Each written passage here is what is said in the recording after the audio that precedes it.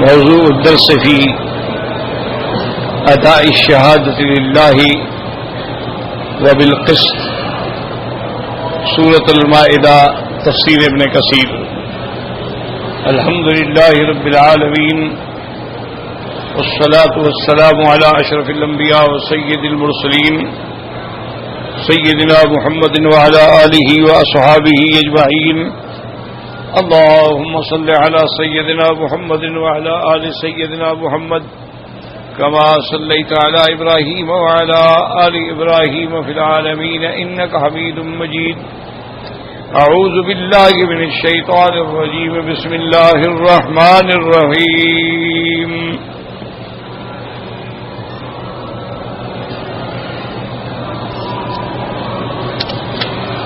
يا واذكروا نعمة الله عليكم وميثاقه الذي واثقكم به إذ قلتم سمعنا وأطعنا واتقوا الله إن الله عليم بذات الصدور.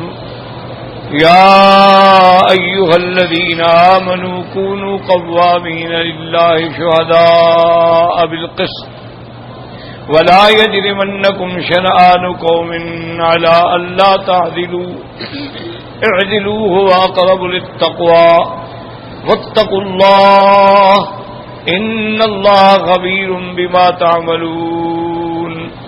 وعد الله الذين آمنوا وعملوا الصالحات لهم مغفرة وأجر عظيم والذين كفروا وكذبوا بآياتنا أولئك أصحاب الجحيم.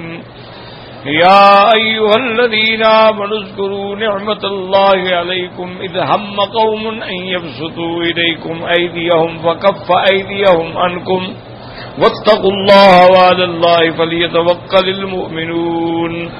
قال المؤلف والمفسر رحمه الله تعالى أدام النفع بعلومه وعلومكم في الدارين آمين إلى أن قال وقوله تبارك وتعالى ولا يجرمنكم شنآن قوم على ألا تعدلوا أي لا يحملنكم بغض قوم على ترك العدل فيهم بل استعملوا العدل في كل عهد صديقا كان أو عدوا.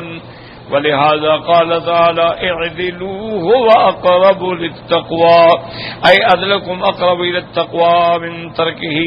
ودل الفعل على المصدر الذي عاد المفصل عادت الضمير عليه كما في نظائره من القرآن وغيره كما في قوله تعالى وإذا قيل لكم ارجعوا فارجعوا هو أزكى لكم. اب اللہ تبارک و تعالی نے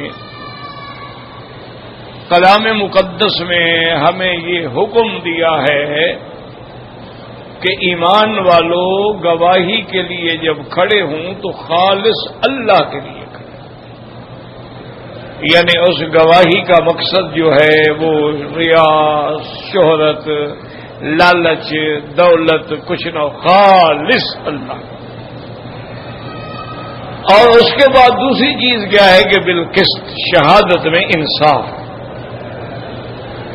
اب شہادت میں انصاف سے ہٹنے کے دو سبب ہیں، یاد رکھیں.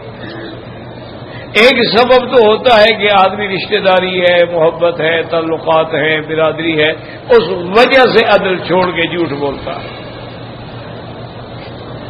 یا پھر عداوت ہوتی ہے کہ دشمنی ہے کسی قوم سے، تو دشمنی میں آگے جھوٹی شہادت دیتا ہے. تو یا محبت میں جھوٹی شہادت دیتا ہے یا دشمنی میں جھوٹی شہادت. اللہ نے دونوں جگہ ہمیں حکم دے دیا. سورۃ النساء میں حکم دیا کہ یا ایھا الذین آمنوا کونوا قوامین بالقسط شہداء للہ ولو علی انفسکم او بالوالدین والاقربین. چاہے تمہاری گواہی تمہارے خلاف کیوں نہ ہو، تمہارے والدین کے خلاف کیوں نہ ہو، رشتہ داروں کے خلاف کیوں نہ، عدل. اور یہاں اللہ نے ہمیں حکم دیا کہ کسی قوم کا بغض تمہیں اس بات میں نہ ابھارے کہ چلو دشمن پھنس رہا ہے جھوٹی گواہی دے کر رگڑ دو، تو یہ بھی نہ چاہیے. ہر حال میں عدل. اب اسی بات کو دوسری طرح سمجھیں کہ سیدنا علی رضی اللہ تعالی عنہ وارضاہ، آپ نے ارشاد فرمایا تھا کہ سیہلک فی فئتان، آپ نے فرمایا کہ میرے بارے میں دو جماعتیں جو ہیں وہ ہلاک ہو جائیں گی، برباد ہو جائیں گی، محب مفرط و مبغض مفرط، ایک میری محبت میں اتنے بڑھ جائیں گے، اتنا غلب کریں گے کہ ہلاک ہو جائیں گے، میری محبت میں بڑھتے بڑھتے بڑھتے حتیٰ کہ حضرت علی کو مولا بنا دیں گے، مشکل کشا بنا دیں گے، حاجت روا بنا دیں گے۔ اور بعض لوگوں نے تو یہ عقیدہ رکھ لیا کہ حضرت علی جو ہے اللہ نے ان میں حلول کیا ہے، یعنی ظاہر میں علی ہے، باطن میں تو خود یہی خدا ہے۔ نعوذ باللہ ثم نعوذ باللہ، تو یہ محبت میں بڑھ گئے، اور فرمایا یہ بھی برباد ہو گئے کہ نعوذ باللہ مجھے انسان سے خدا بنا دیا، مجھے محتاج سے حاجت روا بنا دیا۔ اور اسی طرح فرمایا دوسری جماعت جو برباد ہوگی وہ میرے بغض میں ہو جائے گی، میری دشمنی میں ہو جائے گی، ان کو اہل بیت رسول اللہ سے عداوت ہوگی، جیسے خوارج ہیں، خارجی ہیں، ان کو اہل بیت رسول سے عداوت ہے، اور خاص طور سے حضرت علی سے، یعنی نعوذ باللہ ثم نعوذ باللہ۔ خوارج میں اگر کوئی خوبصورت لڑکی ہوتی اور اس کے لیے کوئی پیغام آتا شادی کا، تو وہ کہتی ہاں میں شادی تو کروں گی لیکن حضرت علی کا سر کاٹ کے لے آؤ۔ وہ نعوذ باللہ حضرت علی رضی اللہ تعالی عنہ کو مسلمان ماننے کے لیے وہ تیار نہیں ہے جو خارجی ہے۔ وہ کہتے ہیں حضرت علی نے حضور کی حکم کی مخالفت کی، حضور نے فرمایا کہ بی بی فاطمہ کے بعد شادی نہ کرو، انہوں نے کئی شادیاں کر لی، وہ تو حضور کے حکم کا مخالف تھے۔ انہوں نے کہا حضرت فاطمہ کو رات کو دفن کر دیا چونکہ آپ نے اتنا تشدد کیا تھا کہ کسی پہ کھل نہ جائے۔ تو یہ دونوں جماعتیں برباد ہو گئی، ایک محبت میں ہلاک ہو گئے، ایک بغض میں ہلاک۔ محبت میں ہلاک ہونے والے کون ہیں؟ روافض ہیں، شیعہ ہیں۔ پھر شیعہ میں قسمیں، آج بھی شیعہ میں وہ قسم موجود ہے، وہ نصیری کہلاتے ہیں، جو حضرت علی کو خدا سمجھتے ہیں۔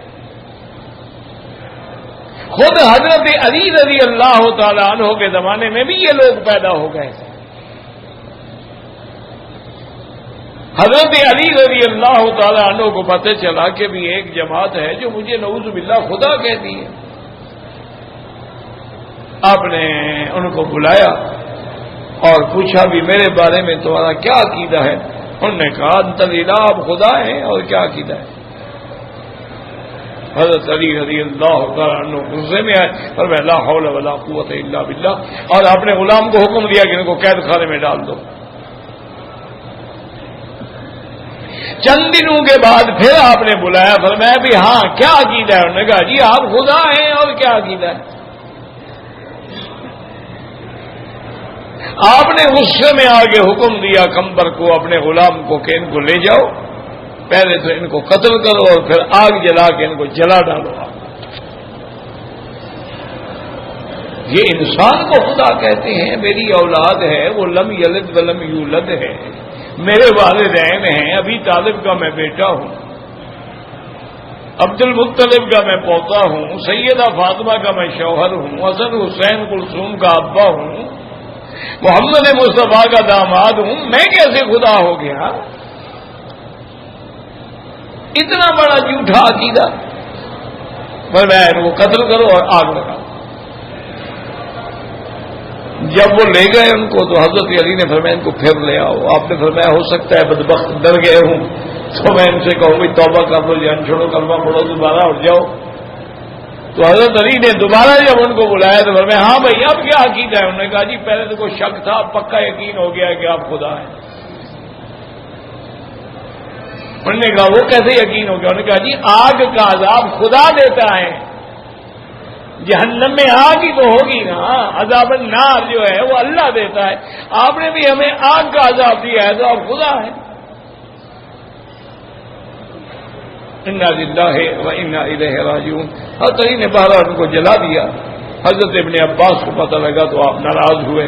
آپ نے فرمایا لو کنت ہونا، میں اگر موجود ہوتا تو دیکھو کبھی جلانے نہ دیتا. ٹھیک ہے قتل کر تو مرتد ہے اور مرتد کی سزا قتل ہے، لیکن جلانے آنی چاہیے. اور ایک محبت میں بڑھ گئے. یہ ہمیشہ یاد رکھیں کہ گناہ ہمیشہ یا محبت میں ہوتا ہے یا دشمنی میں.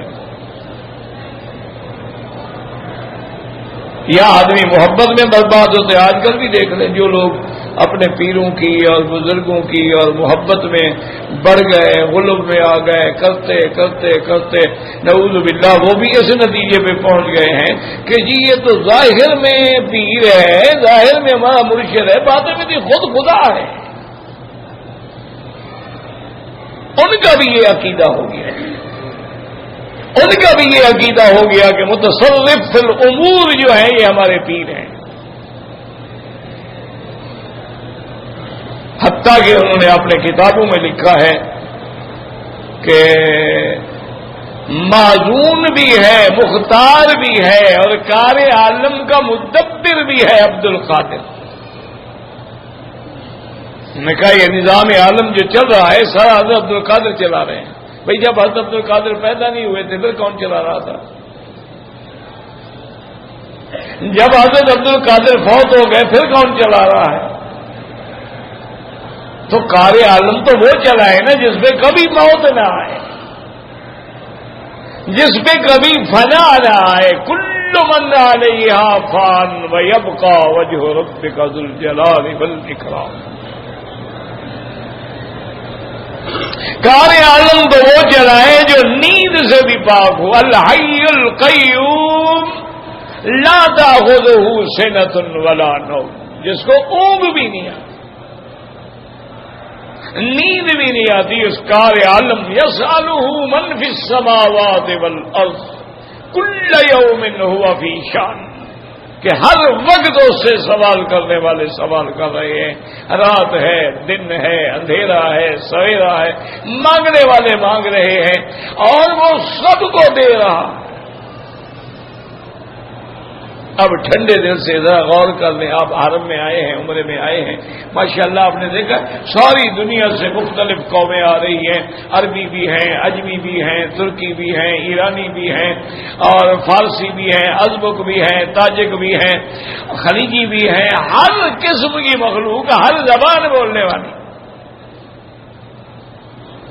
اور سب اپنی اپنی زبانوں میں دعائیں مانگ رہے ہیں. اللہ سمجھ رہا ہے کہ نہیں سمجھ رہا ہے؟ تو یہ صفت کسی کی ہو سکتی ہے؟ اگر آپ کا پیر پاکستانی ہندوستانی ہے تو وہ تو عربی بھی نہیں سمجھتا بیچارہ، وہ تو انگریزی بھی نہیں سمجھتا، وہ تو فارسی بھی نہیں سمجھتا. پیر فارسی ہے تو اردو نہیں سمجھتا، پیر اردو سپیکنگ ہے تو سندھی نہیں سمجھتا. تو وہ کیسے مشکل کشا ہو گیا؟ وہ کیسے حاجت روا ہو گیا؟ وہ تو زبان ہی نہیں جانتا، فریاد کیا سنے گا؟ یہ اس کی شان ہے کہ فرمایا اذا اجیب دعوت الداع اذا دعان، مجھ سے پکارنے والا جب پکارے میں سنتا ہوں اور جواب بھی دیتا ہوں. یہ اس کا کرم. حتیٰ کہ روایات اسرائیلی میں ہیں، اور یاد رکھیں جو اسرائیلی روایات ہیں نا ان کا اعتبار نہیں ہوتا. لا نصدق ولا نکذب، نہ ہم کہیں گے سچی ہے نہ ہم کہیں گے جھوٹی. صرف ترغیب ترہیب کے لیے علماء کتابوں میں لکھ دیتے ہیں جو قرآن حدیث کے موافق کو لے لو، جو مخالف کو چھوڑ دو.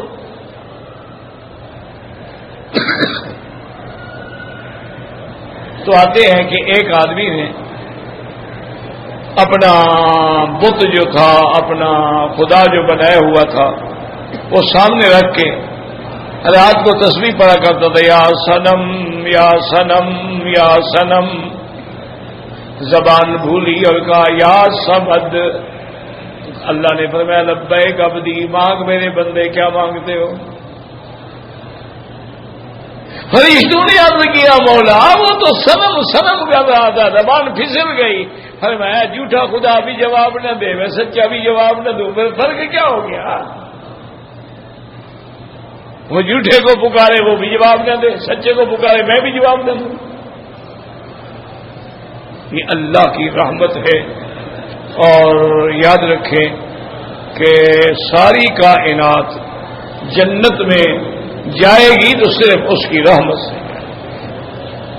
حدیث مبارک میں ہے حضور پاک صلی اللہ علیہ وسلم نے فرمایا لا يدخل الجنت احد الا برحمت اللہ.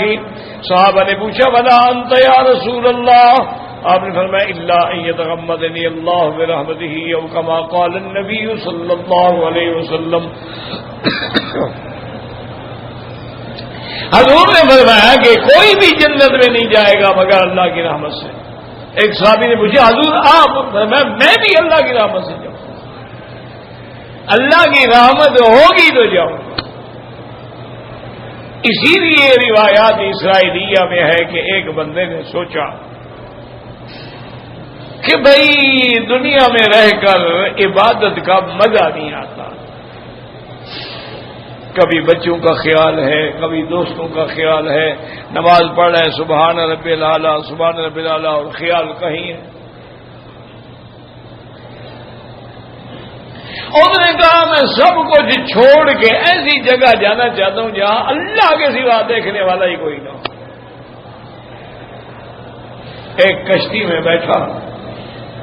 وہ کشتی ایک پہلے زمانے میں کشتیاں جو تھیں دخانی چھوٹے چھوٹے جہاز اور کشتی یہ ہواؤں کے رخ سے چلتے تھے.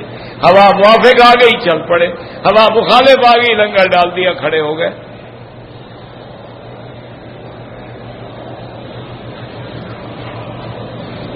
ایک جزیرے کے قریب جا کے جب انہوں نے لنگر ڈالا تو اس نے کہا اچھا بھائی السلام علیکم. کشتی والے نے کہا یہ تو جزیرہ بالکل جنگل ہی جنگل ہے، یہاں تو کوئی آبادی نہیں. انہوں نے کہا بس میں یہی ڈھونڈتا ہوں.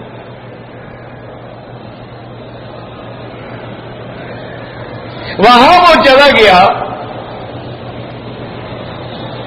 اللہ کی عبادت میں مشغول ہو گیا اور اللہ نے بھی اپنے بندے کے لیے اسباب پیدا کر دیے کہ ساتھ میں قریب میں ایک میٹھا چشمہ ماشاءاللہ اتنا پانی اس کا میٹھا اور ٹھنڈا اور ذائقے والا کہ اور اس کے کنارے پہ ایک انار کا بھی درخت کھڑا.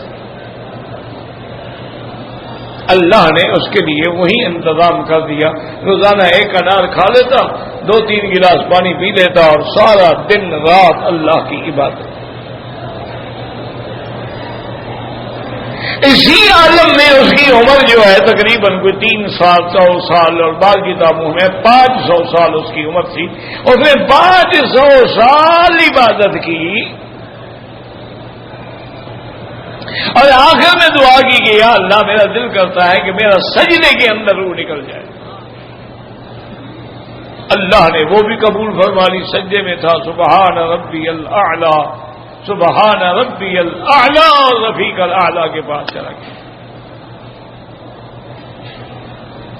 اب جب اللہ کے دربار میں پیش ہوا تو اللہ نے فرمایا فرشتوں سے کہ میرے بندے کو میری رحمت سے جاؤ جنت میں لے جاؤ. اب وہ سوچنے لگا کہ یا اللہ 500 سال میں نے عبادت کی، میری عبادت کا تو کوئی ذکر ہی نہیں. اللہ نے فرمایا بھائی رحمت سے لے جاؤ بس.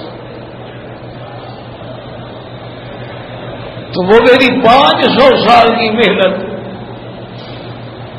میں نے گھر چھوڑا، برادری چھوڑی، ماں باپ چھوڑے، سب کو چھوڑ کے 500 سال ہر وقت یا رکوع میں یا سجدے میں عبادت میں یا ذکر میں یا سو گیا.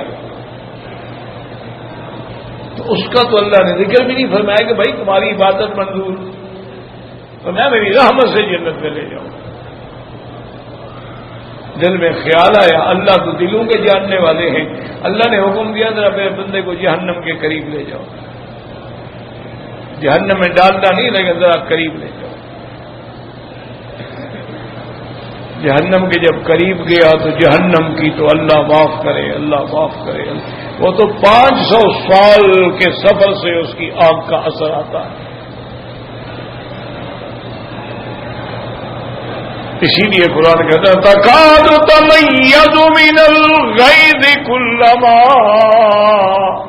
القی فیہا فوج سألہم خزنتها، کہ وہ جہنم جو ہے وہ کافروں کو دیکھ کے غصے میں ایسا ہوتا ہے کہ پھٹ پڑے.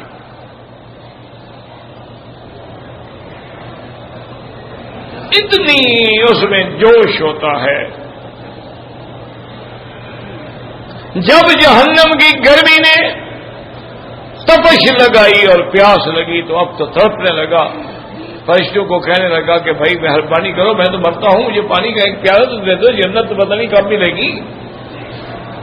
ایک فرشتہ انسان کی شکل میں آیا. اس نے کہا پانی کا پیالہ تو ملے گا لیکن پیسے ہیں تمہارے پاس؟ اور نے کہا یہاں کون سے پیسے؟ اور نے کہا اور کوئی محنت؟ نے کہا 500 سال عبادت کیجیے. انہوں نے کہا 500 سال کی عبادت مجھے دے دو تو پھر تمہیں ایک پیالہ پانی کا مل سکتا ہے. اور نے کہا یار میں مر رہا ہوں، میری 500 سال کی عبادت لے لو، مجھے پانی تو دو. پانی پی لیا، فارغ ہوا. اللہ نے فرمایا اب اس سے پوچھو کہاں گئی تمہاری عبادت؟ جنت میں میری رحمت سے جا رہے ہو کہ عبادت سے جا رہے ہو؟ عبادت تیری کی قیمت تو ایک پیالے کا پانی کی قیمت بھی نہیں ہے. اس لیے قرآن کہتے ہیں وما توفیقی الا باللہ. اگر تم نماز پڑھو تو کہو الحمدللہ، اللہ تیرا شکر ہے کہ تو نے اپنے گھر آنے دیا ہے. اللہ تیرا شکر ہے کہ تو نے اپنے سامنے سر جھکانے دیا ہے. کتنے پڑھے لکھے لوگ ہیں بتوں کے آگے جھک رہے ہیں، وہ دیوی دیوتاؤں کے آگے جھک رہے ہیں، کوئی جانوروں کے آگے جھک رہے ہیں، کوئی گنگا جمنا کے آگے جھک رہے ہیں. یہ اللہ تیرا کتنا بڑا کرم ہے. اننی ہدانی ربی الی صراط مستقیم. اللہ نے فرمایا میرا مدنی کہہ دو کہ مجھے میرے رب نے یہ صراط مستقیم نصیب فرمائی. دینن قیما ملت ابراہیم حنیفا وما کان من المشرکین. یہ سارا کچھ میرے اللہ تعالی کی رحمت ہے، میرے اللہ تعالیٰ کی نعمت ہے. وہ چاہے تو ہمیں نماز پڑھنے دے، وہ چاہے تو ہمیں طواف کرنے دے، وہ چاہے تو ہمیں کعبے میں آنے دے، اور وہ چاہے 20-20 سال سے لوگ مکے میں رہتے ہیں نماز نصیب نہیں. ایک آدمی مجھے خود ملا، کہنے لگا مدینہ منورہ میں، کہتا ہے مجھے 17 سال ہو گئے مدینے میں رہتے ہوئے، میں نے تو کبھی صلاۃ السلام نہیں پڑھے. 17 سال مدینے میں رہ کے محروم ہے. مکے میں رہتا ہے، حرم کے قریب رہتا ہے، اذان سنتا ہے، تکبیر سنتا ہے، نماز سے محروم ہے. اور کتنے لوگ ہیں تم نے دیکھا ہے معذور ہیں، ویل چیئر پہ ہیں، کوئی پاؤں پہ گھسٹ رہے ہیں، کوئی بیچارے ہاتھوں پہ چل رہے ہیں، پھر بھی نماز میں آئے ہوئے ہیں. اس میں یاد رکھو کہ جب بھی ایسا موقع ملے تو کہو الحمدللہ، اللہ تیرا شکر ہے کہ تو نے مجھے اپنے دروازے پہ آنے دیا. اور کسی اللہ والے نے کیا خوب بات کی ہے، انہوں نے کہا باپ ناراض ہو جائے تو بیٹا گھر نہیں آتا، اور اگر خاوند ناراض ہو جائے تو بیوی گھر میں داخل نہیں ہو سکتی، بھائی ناراض ہو جائے بھائی گھر میں داخل نہیں ہو سکتا. اگر اللہ ناراض ہو تو ہم اس کے گھر میں آ سکتے ہیں؟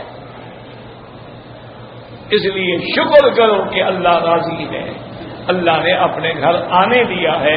اب ہمیں وہ اپنے گھر کے برکات و ثمرات بھی نصیب فرمائے، اور ہمیں وہی عقیدہ نصیب فرمائے جو میرے مدنی محمد مصطفیٰ نے انہی مکے کے پہاڑوں پہ کھڑے ہو کے بیان کیا. تو اس لیے ہمیشہ یاد رکھیں اللہ نے حکم دیا کہ اگر گواہی دینی پڑے تو بالکل عدل انصاف سے گواہی دو، نہ محبت میں ظلم کرو اور نہ دشمنی میں ظلم کرو. اسی لیے فرماتے ہیں یا ایھا الذین آمنوا کونوا قوامین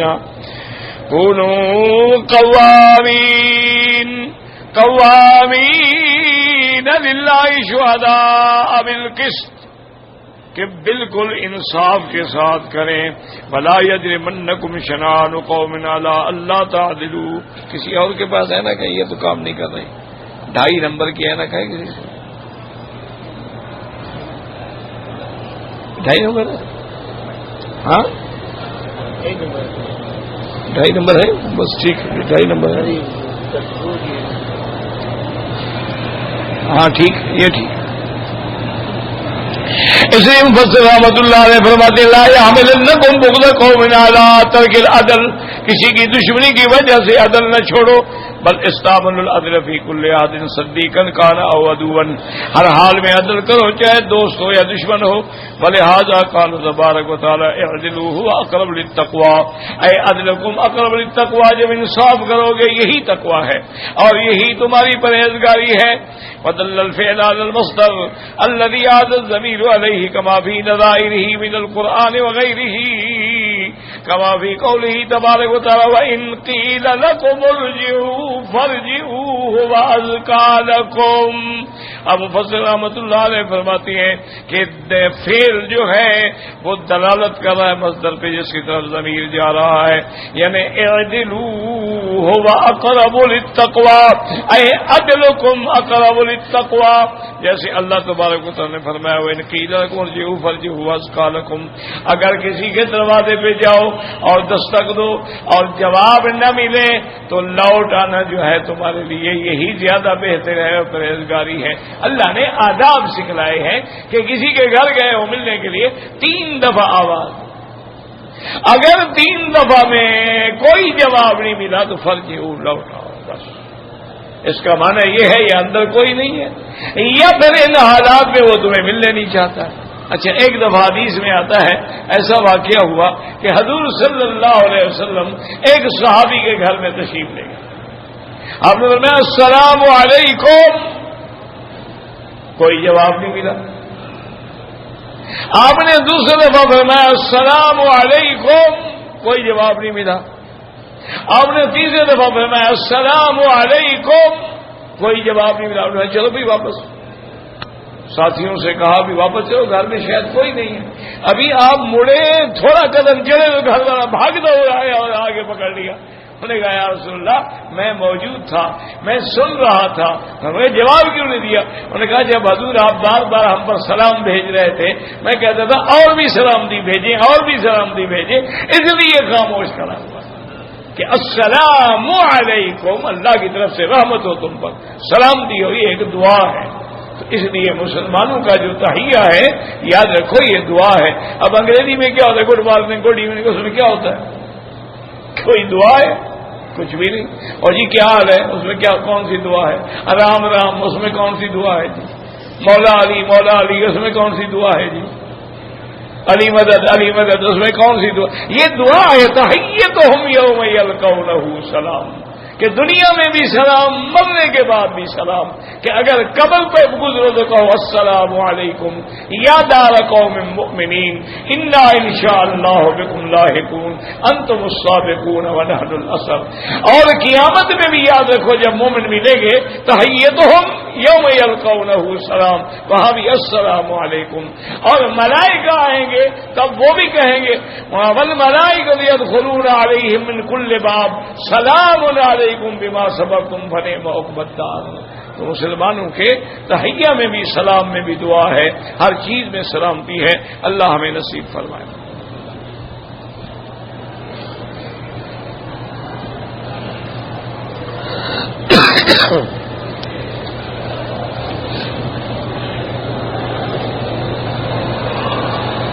ٹھیک ہے ٹھیک ہے، شکریہ بات۔ جو لوگ رشتہ دار فوت ہو گئے ہیں، والدین ہیں، اقارب ہیں، ان کے لیے آپ عمرہ کر سکتے ہیں، حج بھی کر بدل کر سکتے ہیں۔ اور بہتر طریقہ یہ ہوتا ہے کہ آپ مثلاً طواف کریں اپنے نام سے، جب طواف ختم کریں تو یا اللہ اس طواف کا ثواب میرے والد کو عطا فرما، میری والدہ کو عطا، جس کے لیے کہیں وہ زیادہ اختلاف نہیں اس بات، کیونکہ اصول ہے کہ ایک آدمی نے مزدوری کی ہے، اس کی اجرت ہے، وہ کہتا ہے جی یہ اجرت میں فلانا بندہ آئے گا اس کو دے دینا، ٹھیک ہے۔ تو اب آپ نے چونکہ طواف کیا ہے، ثواب گویا اللہ کی طرف سے تمہارے لیے اجرت ہے، آپ کہتے ہیں اللہ میرے بجائے اس کو عطا فرما دے۔ اور یہ بھی یاد رکھیں کہ جب تم حج بدل کرو یا عمرہ کرو اللہ تمہیں بھی پورا ثواب دیتے ہیں۔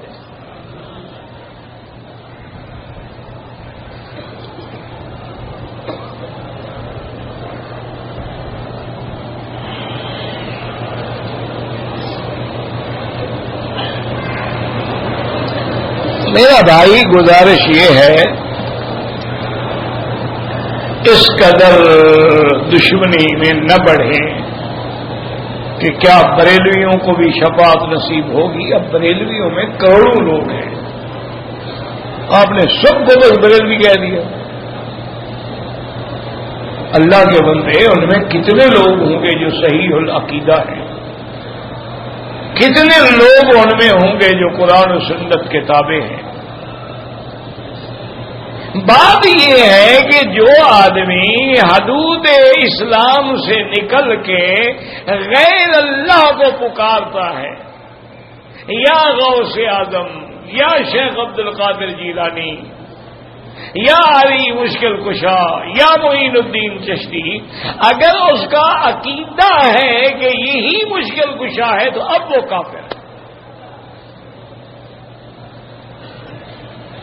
بعض لوگوں کا یہ عقیدہ نہیں ہوتا, وہ محبت میں پکارتے ہیں تو گناہگار تو ہوں گے لیکن کافر نہیں ہوں گے. جو غیر اللہ کا سجدہ کر رہا ہے, قبر میں سجدہ کر رہا ہے, اگر وہ اس کو عبادت سمجھ کے کر رہا ہے تو کافر ہے, اور اگر دل میں ایک تعظیم کے لیے کر رہا ہے تو فاسق و فاجر تو ہو جائے گا, گناہ کبیرہ کا مرتکب ہے لیکن کافر نہیں ہوگا. اس لیے بات کو سمجھے. یہی وہ مشکل تھی جب قادیانیت کے خلاف پارلیمنٹ میں بحث ہو رہی تھی اور ان کی طرف سے مرزا ناصر تھا اور ادھر سے بحث کرنے والے مفتی محمود تھے رحمت اللہ علیہ. یحییٰ بختیار جو ہے وہ ایڈوکیٹ تھا, اٹارنی جنرل تھا, وہ اس کو قانونی شکل دے کے پیش کرتا تھا پارلیمنٹ کو. تو ایک دن انہوں نے کہا کہ ہمارے لیے بڑی مشکل ہو گئی کہ مرزا ناصر جو تھا نا قادیانی, وہ سارے کوئی اتنا بڑے اخبارات کے گٹھڑ بات کے لے آیا. اس نے کہا جناب یہ اخبار پڑھیں, اس میں فتویٰ ہے, دیوبندی علماء نے دیا ہے کہ بریلوی جو ہے یہ غیر اللہ کو سجدہ کرتے ہیں, غیر اللہ کی نظر نیاز دیتے ہیں, یہ کافر ہیں, مشرک ہیں, اسلام سے خارج. اور یہ جناب دیکھیں بریلوی علماء کا فتویٰ ہے کہ دیوبندی جو ہے یہ گستاخ رسول ہیں, یہ اولیاء اللہ کی کرامات کے منکر ہیں, یہ نبی کی توہین کرتے ہیں اور اپنے جیسا انسان سمجھتے ہیں, تو لہذا یہ کافر ہیں. انہوں نے کہا جناب یہ دیکھیں یہ شیعہ کا فتویٰ ہے کہ اہل سنت جو ہے یہ اہل بیت کے دشمن ہیں اور یہ اہل بیت کی توہین کرتے ہیں, لہذا کافر ہیں. اور خوارج کا فتویٰ ہے کہ یہ صحابہ کے دشمن ہے, یہ کافر ہے. انہوں نے کہا پارلیمنٹ کے اسپیکر سے کہ جناب اسپیکر ان مولویوں کو بیماری ہے, یہ ایک دوسرے کو کافر کہتے رہتے ہیں اور یہ اشتہار ہیں, یہ ہمارے پمفلٹ ہیں, یہ باقاعدہ رسالے ہیں, اگر یہ ہمیں بھی کافر کہتے ہیں, کیا ان کو تو عادت ہے ہر کسی کو کافر کہتے ہیں. تو ایم این اے حضرات کہنے لگے کہ ہم بڑے گھبرائے کہ بھئی اب اس کا کیا جواب مفتی صاحب دے سکتے ہیں, یہ تو چھپی ہوئی چیزیں ریکارڈ ہے. تو اسپیکر نے مفتی صاحب سے دیکھا کہ جی آپ ان اشتہارات کو اور ان اعتراضات کو, ان الزامات کو تسلیم کرتے ہیں؟ اس نے کہا بالکل تسلیم کرتا ہوں.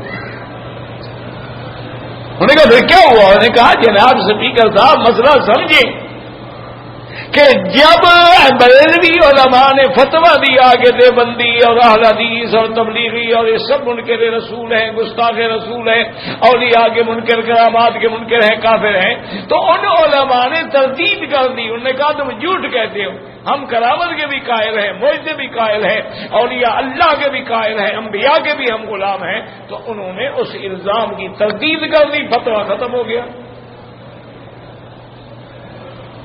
جب دیوبندی علماء نے بریلویوں پہ فتویٰ لگایا کہ غیر اللہ کو پکارتے ہو, قبروں پہ سجدہ کرتے ہو, غیر اللہ کی منت مانتے ہو, انہوں نے کہا یہ ہمارے جاہل کرتے ہیں, علماء نہیں کرتے, ہم اس کو حرام سمجھتے ہیں.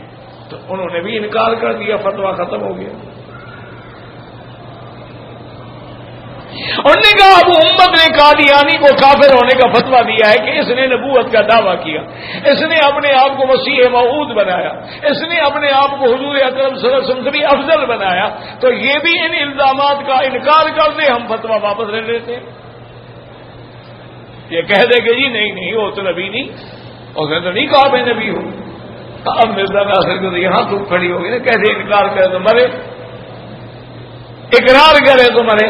تو اس لیے یاد رکھیں بعض اوقات یہ ہوتا ہے کہ ان کے جو علماء ہیں نا اہل علم، وہ بھی کہتے ہیں کہ بھی غیر اللہ کو پکارنا شرک ہے، وہ بھی کہتے ہیں کہ قبروں پہ سجدہ کرنا حرام ہے، وہ بھی کہتے ہیں کہ غیر اللہ کی نظر نیاز ماننی جو ہے ناجائز ہے۔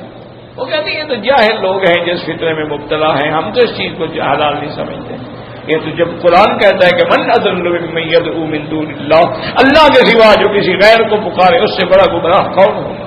ہاں اگر یہی عقیدہ ہے تو پھر وہ کافر و مشرک، جب کافر مشرک ہے تو پھر حضور شفاعت بھی نہیں کریں گے، شفاعت تو مومن کی ہوگی نا۔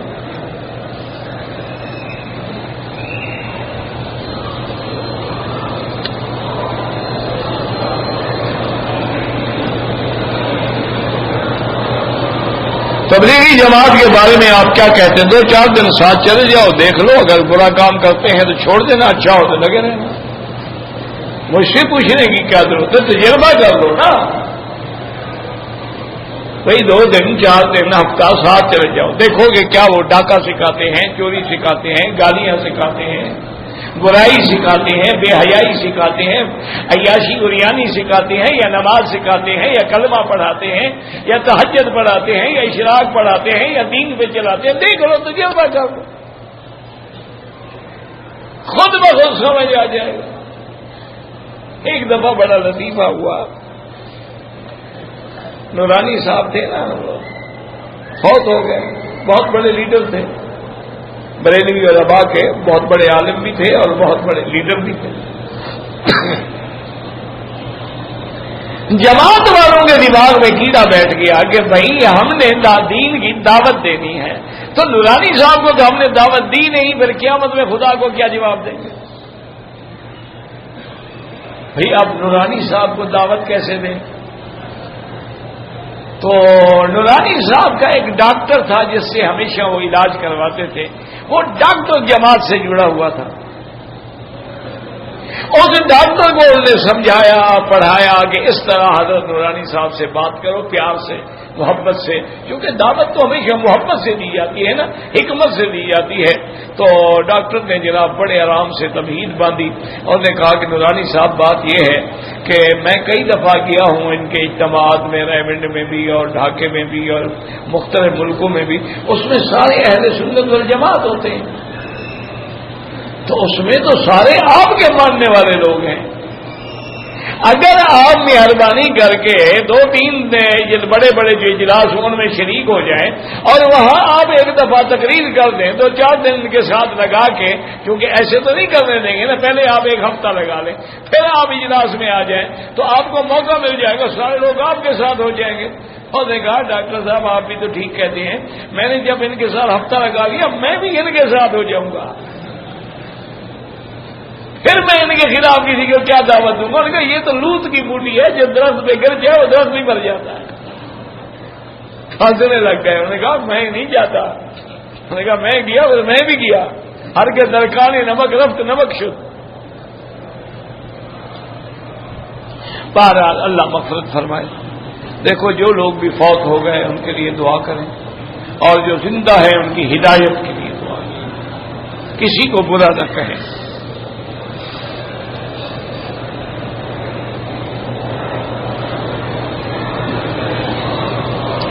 عبدالعزیز کے پہلے وقت میں عورتیں لباس پورا نہیں پہنتی تھیں غربت کی وجہ سے، اللہ عالم، میں نے تو نہیں دیکھا۔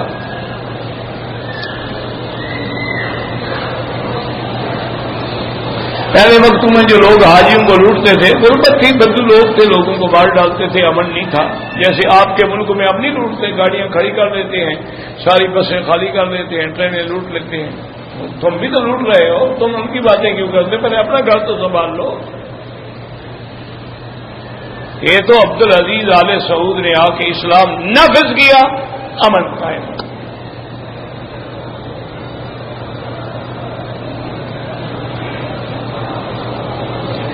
برما میں جو غیر مسلم ہے وہ لڑکی کی شادی کرنے سے پہلے پادری کے پاس ایک ہفتے کے لیے لڑکی رکھتے ہیں، پھر شادی کرتے ہیں. وہ جانے ان کا کیا ہم جانے، تمہیں کیا تکلیف ہے؟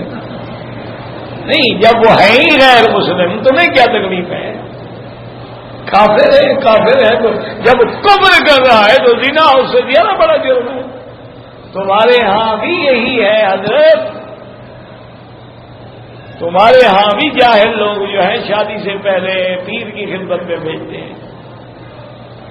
تمہارے ہاں مسلمان ہو کے یہ حشر ہو رہا ہے.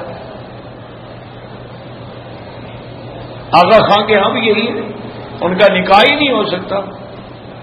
سارا سال لڑکیاں بیٹھی رہیں گی، آغا خان آئیں گے وہ لڑکیاں جو ہے نا جی یہ دو قطاروں میں لیٹ جاتی ہیں زمین پہ اور اپنے بال ایسے گرا دیتی ہیں، ان کے بالوں پہ قدم دیتے ہوئے حضرت چلے جاتے ہیں، نکاح ہو گیا. تم کوئی کم ہو ان سے کہ برما جا رہے ہو؟ اپنے گھر کی اصلاح کرو، ان کو چھوڑو.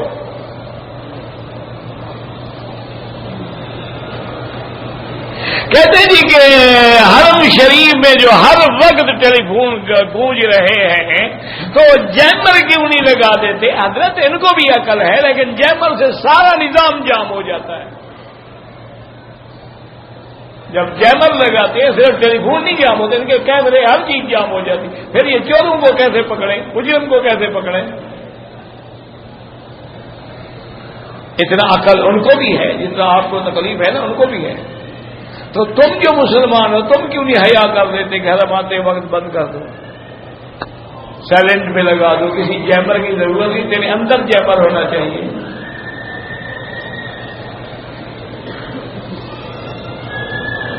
بچے بچی کا نام رکھنا کون سا نام رکھے؟ صحابہ کے نام ہیں، انبیاء کے نام ہیں، جو مرضی رکھ لو. بھئی ہم مولویوں سے پوچھو گے تو ہم تو یہی بتائیں گے نا کہ انبیاء علیہ السلام کے 25 نام قرآن میں موجود ہیں، صحابہ کے نام موجود ہیں، اہل بیت کے نام موجود ہیں، ان میں سے کوئی نام رکھ لو. اور اگر تم نے یہ جاہلوں والے نام رکھنے ہیں تو وہ رکھتے ہیں نا بھی یہ جمعہ خان ہے، یہ اس کے بعد سہارا خان ہے، یہ بدھو خان ہے، یہ کالو خان ہے، یہ پھر وہ رکھ لو. اور اگر انگریزی نام رکھنے ہیں تو پھر کوئی اکی رکھ لو، کوئی نکی رکھ لو، کوئی کچھ رکھ لو. خانہ کعبہ کے اندر تصویریں بنانا بالکل حرام. جو لوگ حرم میں بھی لڑکے گالیاں دیتے ہیں منافقت کی علامت.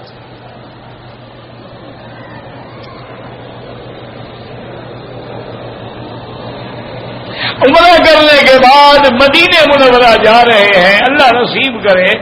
بس سب سے بڑا ادب یہ ہے کہ ہر وقت درود پڑھو، سارے وظیفے چھوڑ دو، چلتے پھرتے اٹھتے بیٹھتے درود شریف پڑھو.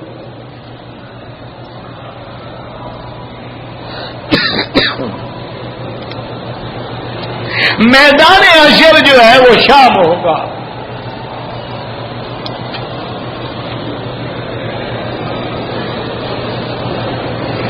آپ نے دنیا کے سفر کیے ہیں، سفر کے تعلق سے کوئی سفر نامہ تو میں نے کوئی نہیں لکھا آج تک. یہ تقریریں شکیلوں کی کتابیں چھپ رہی ہیں. یہ بھی ایک فن ہے، ہر آدمی سارے کام نہیں کر سکتا کہ وہ مدرس بھی ہو، وہ خطیب بھی ہو، وہ سبق نامہ نگار بھی ہو، وہ ناول نگار بھی ہو، وہ اخبار بھی لکھتا ہو. یہ کوئی بات ہے. کل فن رجال، اللہ نے ہر کام کے لیے آدمی پیدا کیے.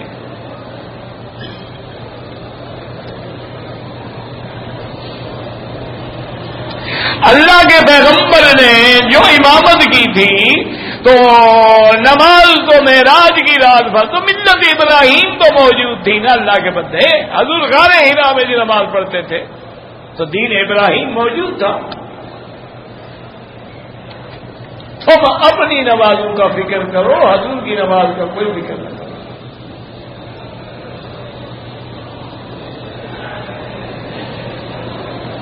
ایک شاگرد کو پکڑ کے اللہ اس کی مدد کرے، اللہ اس کی نصرت کرے، رہائی عطا فرمائے.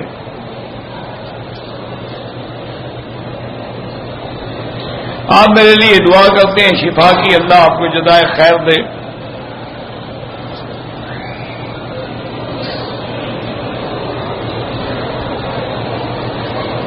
اگر دوران طواف ہمیں وضو کی ضرورت ہو جائے، طواف چھوڑ دیں۔ اب اگر آپ 3 چکر کر چکے تھے اور چوتھے چکر میں تھے تو پھر جہاں چھوڑا ہے وضو کر کے آئیں اور وہیں سے طواف شروع کریں۔ اگر 1 چکر تھا یا 2 چکر تھا تو پھر ابتدا سے شروع کریں گے وضو کرنے کے بعد۔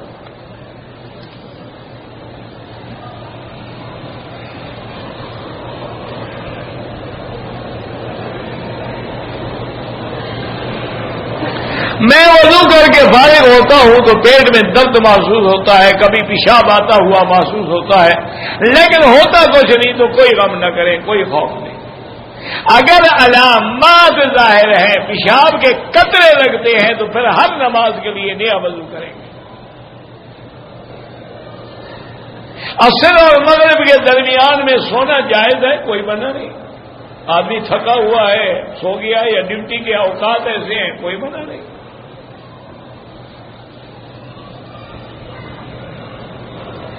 مسجد الحرام میں ایک نماز کا 1 لاکھ ہے اور مسجد نبوی میں ایک نماز کا 1000 ہے۔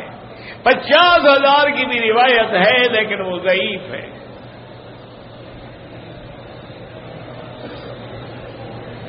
اگر اشراق کا ثواب 1 عمرہ مسجد الحرام تو 1 عمرے کا ثواب ہوگا نا، اور کتنا ثواب ہوگا؟ یہ تھوڑا ثواب ہے کہ پیسے رہو 2 رکعت پڑھو عمرے کا ثواب مل جائے۔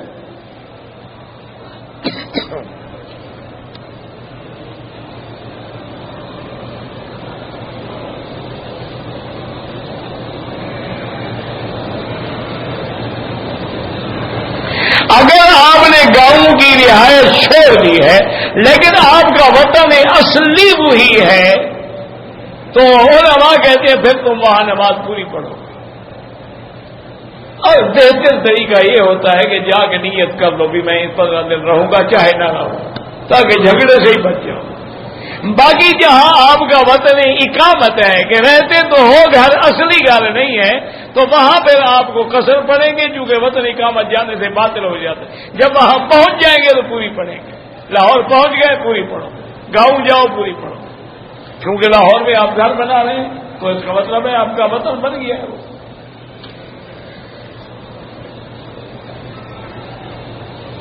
اگر ہم نے عمرہ پاکستان سے کیا ہے اور دوسرا عمرہ ہم نے مدینہ منورہ سے کیا ہے، اب اگر ہم مسجد عائشہ سے عمرہ کریں جائز ہے، لیکن افضل یہ ہے کہ طواف زیادہ کرو، لیکن عمرہ کرو تو جائز ہے، جیرانہ سے کرو یا مسجد عائشہ سے کرو۔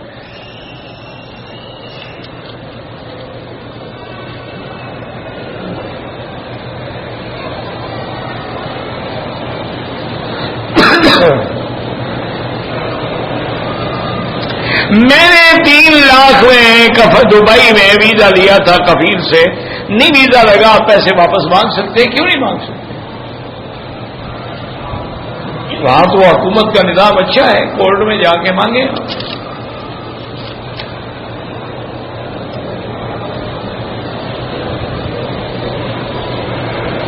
کہتے ہیں جی کہ میں نے اکثر علماء سے سنا ہے کہ قبر میں جب آدمی مرتا ہے اور اس کے سوال جواب ہوتے ہیں، ایک سوال ہوتا ہے من ربو کا، تیرا رب کون ہے؟ دوسرا سوال ہوگا ما دینوں کا، تیرا دین کیا ہے؟ اور تیسرا سوال ہوگا ما تقول فی حق ھذا الرجل، اس بندے کے بارے میں تیرا کیا عقیدہ ہے؟ تو کہتا ہے حضور کا چہرہ دکھایا جاتا ہے، بالکل جھوٹ ہے، کوئی چہرہ نہیں دکھایا جاتا۔ حدیث میں موجود ہے ما تقول فی حق ھذا الرجل الذی بعث فیکم، جس کو تمہارے اندر نبی بنا کے بھیجا گیا تھا۔ یہ نہیں کہ حضور کا چہرہ دکھایا جاتا ہے۔ لولا ما خلقت الافلاک، یہ موضوع روایت ہے۔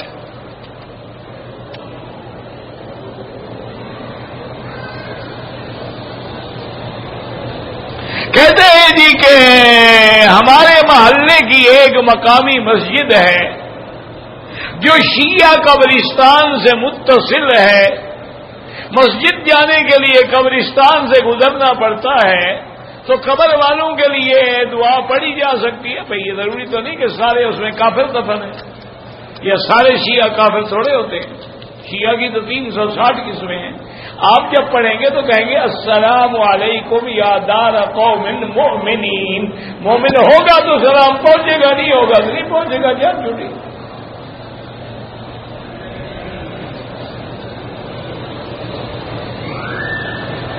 طواف کرتے ہوئے عورتوں سے بدن ٹکراتا ہے، بچنے کی کوشش کریں، باقی اللہ کے ہاتھ میں، اللہ معاف کرے۔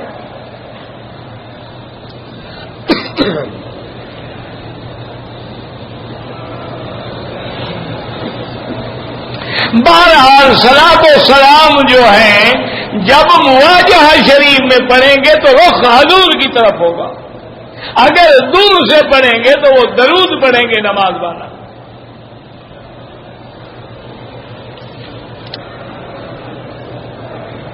ایک آدمی نے بدریہ ٹیلی فون اپنی بیوی کو طلاق دی ہے، ہو گیا کام جناب، پکا ہو گیا۔ ٹیلی فون پہ یاد رکھو نکاح نہیں ہوتا، طلاق ہو جاتی، کیونکہ طلاق میں ایک طرف شرط ہے، نکاح میں دونوں کا ایک جگہ ہونا ضروری ہے۔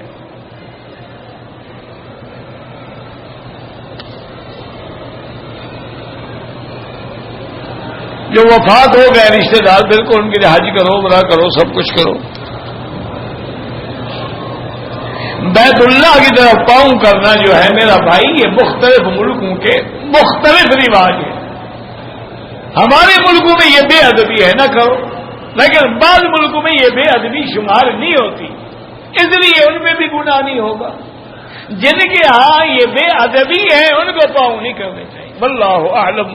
ربنا تقبل منا انك انت السميع العليم وتب علينا انك انت التواب الرحيم اللهم احفظ سائر بلاد المسلمين وهذا البلد الامين واجعلها امنا مطمئنا سخاء رخاء الى يوم الدين اللهم ارفع عنا وعن اصحابنا واولادنا وبلادنا الوباء والبلاء والربا والرياء والزنا والزنادل والمحن ما ظهر منها وما بطن۔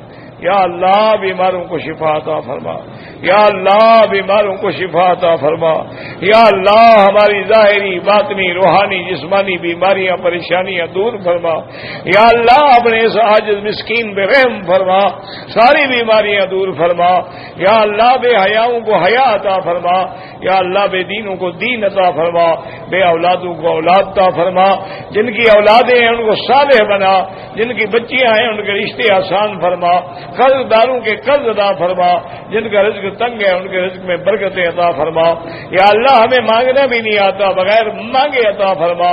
ربنا تقبل منا انك انت السميع العليم وتب علينا انك انت التواب الرحيم ربنا آتنا في الدنيا حسنة وفي الآخرة قنا عذاب النار صلى الله تعالى على خير خلقه سيدنا محمد وآله وصحبه أجمعين۔ وعليكم